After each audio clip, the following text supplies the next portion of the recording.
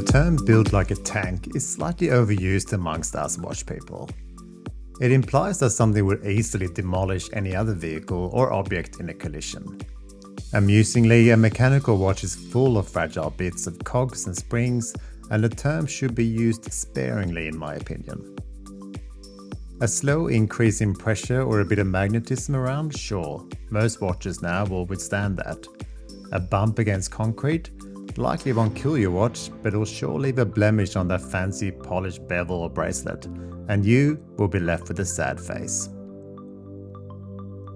The Helson Shark Diver has been around for about a decade now, and it is a brutal design with all blocky angles and a bracelet that looks like it should be attached to an anchor at sea. It is attractive purely since it's so incredibly hardcore. Remember those functional design buildings from the 70s that everyone hated a decade or two later, but are now protected due to cultural significance? This is exactly that. This is a watch that will beat up all your other watches in your watch box, and I would worry for my pets if I accidentally bumped into them wearing the Shark Diver. And at $599 it's both accessible and priced at a level where you don't have to be too precious with it. The early models were a massive and perhaps slightly ridiculous 45mm diameter, and then we got a by comparison dainty 42mm diameter, and colors other than black. Now we have even more choices of even a 38 and in this instance 40. We can even get a lovely shade of what you could almost call Tiffany blue, which by the way sure looks nice in the sunshine. This certainly changes things. Could you live with this little Terminator on a daily basis and dare I say even look a little pretty at times doing so? Let's find out.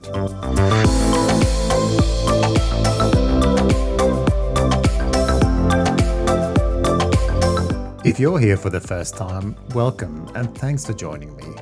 If you like what you see, please consider a like and subscribe, and check out my other videos whilst you're here too. I've been keen to check out the Shark Diver for so long, and a huge thanks to Stefan at Helson for lending me this watch for review, and FYI, he even ensured stock has been ordered, so you should be able to get yours now. I'll link up in the description. As I mentioned, this blue really interested me since it's a bit of a trendy color and it also lends a slightly more accessible feel to this watch. A word on sizes first. This is the 40mm version, which is 13.2mm thick, 49.2mm lug to lug, with a 20mm lug width. I weigh it in at 194 grams, and sure, that's no joke.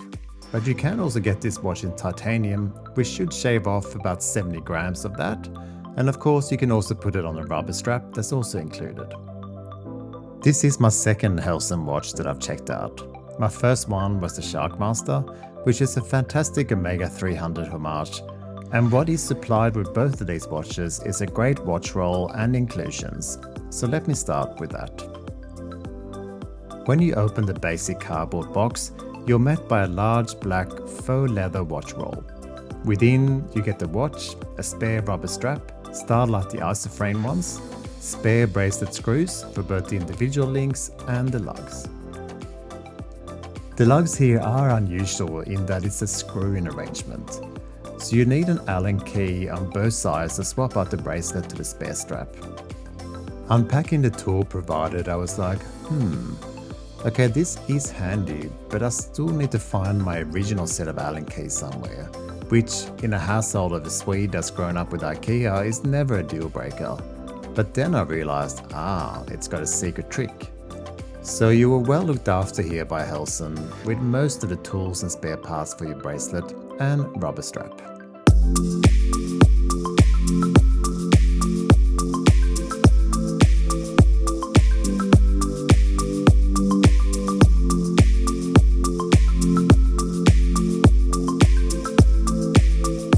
So whilst I don't normally start here, let's look at this beast of a bracelet. It's solid, screw in on both sides with a screw and bolt setup, which does require a screwdriver on both sides by the way. Originally, I removed this whole thing to see if I could soften this watch up a bit with an Erica strap or the likes. And whilst you can do this, after a week or so it was back on the Bracelet, since it is honestly a very distinct and attractive looking thing. It's rather heavy of course, but on such a solid case, it suits the whole setup. You do need a solid and thick strap should you want to use your own, but it is possible. Helson watches are quite popular with divers since they have a reputation of being more or less indestructible. So this might be a diver's extension that will be used on occasion. The on-the-fly adjustment ratcheting clasp is easy to use, and the push-button release is a classic and secure setup, all signed by the Helson wordmark. There are only 3 micro adjusts, so it's not the most precise setup in the world. But the diver's extension looks okay, even slightly open, so if you're okay with that, you'll get a good fit. Okay, it's time to check out this watch face. This light blue is lovely in my opinion, and the black and brown print of the logo and 500 meter water resistance is easily legible.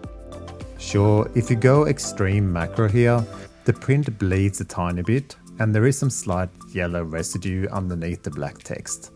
But honestly, unless you're an amoeba or a similar unicellular organism, you will never see or notice this. What you will notice, even with a human eye, is that date window at the 427 mark. I wish personally that I could kill that with fire, to be perfectly honest, but I know that people love date complications, and at least it's color matched, which I guess is handy if you are somebody that insists on knowing the date and have to break up the lovely symmetry of a watch dial, you weirdo. These printed indices offers great legibility, and trust me, this is an absolute light show that I'll cover off shortly. The black hands also offers up plenty of lume, and preference size-wise is given to the minute hand in true diver's watch style. This is what you'll measure time underwater with, and it is what is given preference. The bezel action is 120 clicks, and it's not the most sophisticated bezel you'll ever feel, but it's certainly equally as solid as the rest of the watch, and it lines up perfectly. It's also richly lumed, which is quite obvious in this yellowish text that you see here. I asked for this version with a steel bezel, but there are varieties in both black and teal that are much more traditional if that is your preference. The crown guards live up to their names. These are guards that shall not let anyone pass, except if you insist your delicate human fingertips. It might look intimidating, but it pops nicely, it's easy to adjust and offers up plenty of grip. The whole action puts many other far more expensive watches to shame.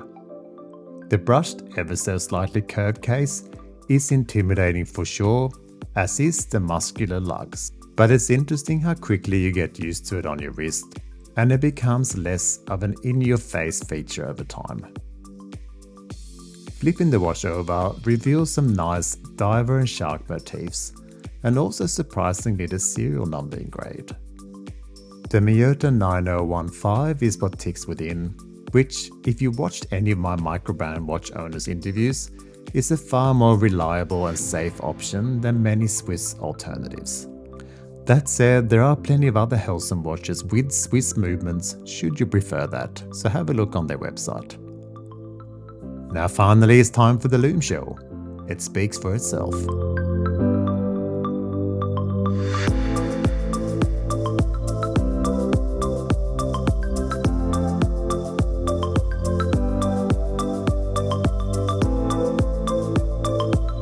So what do you think of the Helson Shark Diver? I'm so glad I got to experience it, and I'm really lucky to have this channel that allows me to borrow cool pieces I've admired from a distance for many years. Would I buy one? Yeah, I would. On my trips to Southeast Asia, where I need something that I can dive in, go to the beach with, and not draw too much attention to something blingy on my wrist, I think it could be perfect. Would I wear it at home over my other nice pieces? No, I would not.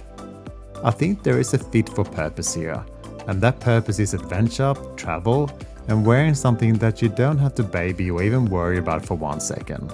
And there is definitely a case for that. What do you think? Does this leave you cold? Or would you consider a purchase for these or your very own reasons? Leave me a comment, since I'd love to know what you think. Thank you for watching, and I'll see you next time.